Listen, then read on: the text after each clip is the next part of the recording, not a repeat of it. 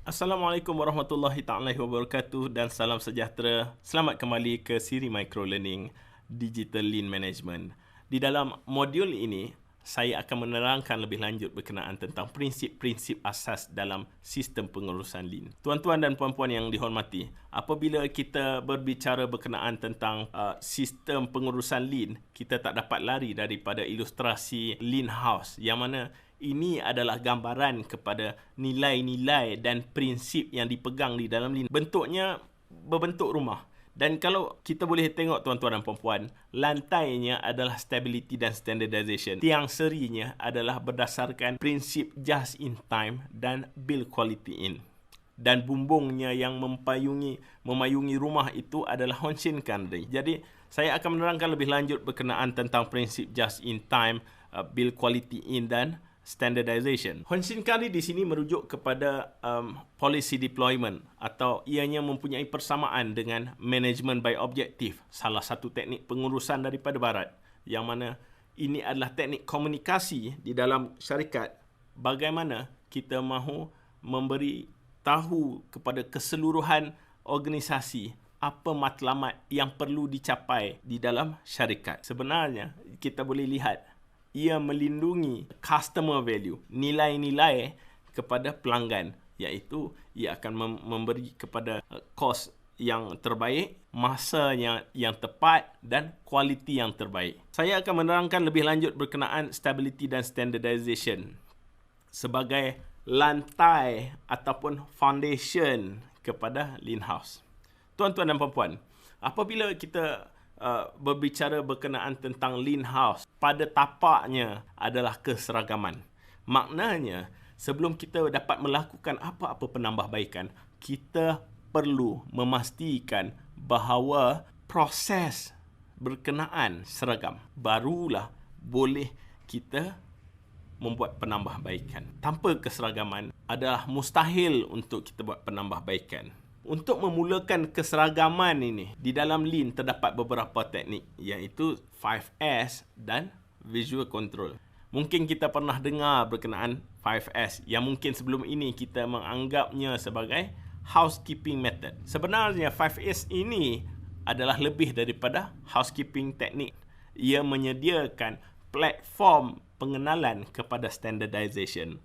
Sebenarnya apabila kita di tahap kematangan ataupun maturity kita yang bagus dekat 5S, ini adalah masa yang tepat untuk kita naik taraf penambahbaikan kita kepada Lean. Selepas 5S, apa lagi yang prinsip ada di dalam Lean? Di dalam Lean, kita juga mendukung kepada prinsip just in time. Konsep ataupun prinsip just in time ini sebenarnya akan mendedahkan masalah inefisiensi dalam proses, masalah-masalah yang tidak efisien dalam proses. Apabila kita mahu melaksanakan just in time, pengeluaran kita hanya bermula apabila ada pelanggan yang memberi pesanan, ia memerlukan proses yang cukup efisien kerana kita tidak mahu membuang masa. Lawan kepada just in time, iaitu just in case. Inilah majoritinya yang diamalkan oleh kita, yang mana kita akan sentiasa mengeluarkan produk kita tanpa mengetahui kadar permintaan pelanggan. Kerana kita risaukan bahawa proses kita ini, kita sedar kompleks, kita sedar proses kita ini lambat. Untuk melaksanakan just in time, tuan-tuan dan puan-puan, ini adalah cabaran kepada syarikat-syarikat ataupun organisasi yang melaksanakan Lean. Untuk mencapai just in time, kita perlu memastikan proses kita dalam keadaan efisien. Jadi apa yang kita boleh buat untuk melaksanakan just in time?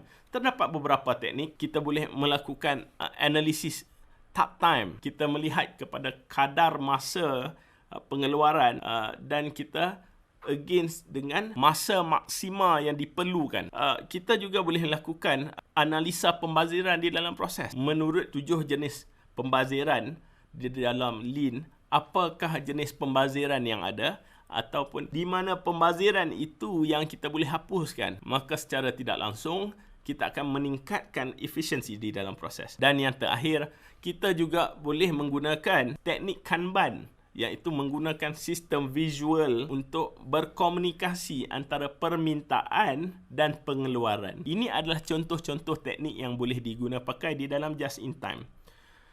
Dan tiang seri di dalam Lean yang terakhir adalah build quality in. Kita perlu ingat, proses ini bukanlah bergantung kepada individu. Apabila kita berbicara tentang proses Lean, kita perlu menyediakan satu sistem yang bagus, yang mana walaupun siapa berada di dalam proses itu, tidak kiralah pekerja baru ataupun pekerja lama, tetapi efisiensinya tetap bagus, masanya bagus, kualitinya bagus. Jadi bagaimana kita boleh buat? Perlulah kita mereka bentuk sistem untuk mengawal jenis-jenis input yang signifikan kepada output kita. Build quality in ini terdapat beberapa teknik yang sering digunakan pakai. Yang pertama, Pokayoke ataupun mistake proofing, yang mana kita gunakan device untuk memastikan tiada kesalahan yang boleh membawa kepada defect ataupun rejection. Ataupun teknik yang kedua iaitu Jidoka, automation. Di sini automasi belah. Maknanya selepas kita memastikan proses kita efisien, proses kita cantik, tiada pembaziran, di sinilah kita mulakan automasi. Bak kata Bill Gates, if you automate efficient process, it will magnify the efficiency. But if you automate inefficient process, it will magnify the inefficiency. Maka keperluan kita untuk kita mengotomasi proses kita, kita perlu memastikan proses kita cukup cantik, alirannya cukup efisien. Di sinilah otomasi berlaku. Jadi tuan-tuan dan puan-puan, cukup di sini untuk prinsip asas Lean. Di dalam modul berikutnya, saya akan menerangkan jenis-jenis pembaziran di dalam Lean. Terima kasih tuan-tuan dan puan-puan. Semoga kita bertemu lagi. Assalamualaikum warahmatullahi wabarakatuh.